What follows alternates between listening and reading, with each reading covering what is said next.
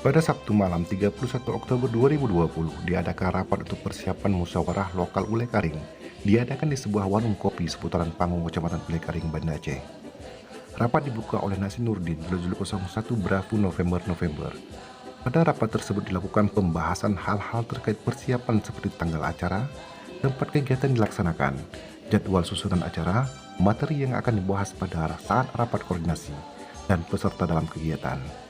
Dibahas pula pagu anggaran kegiatan secara umum dan khusus.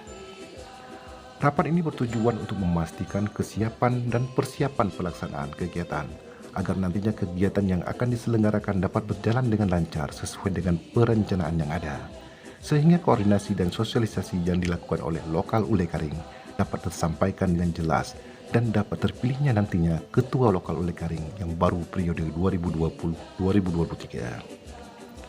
Dalam rapat tersebut dihadiri oleh unsur pengurus Harapi Kota Banda Aceh, Saudara Safrawi, Juluk 01 Awi, dan Saudara Rahmat, Juluk 01 Bravo Rometanggu. Sebagai ketua panitia dalam acara musyawarah lokal Ulekaring terpilih Saudara Fakri, Juluk 01 Bravo Fok Tanggu. Dari hasil rapat pada Sabtu malam tersebut diambil kesimpulan acara akan direncanakan pada awal minggu pertama dalam bulan November ini,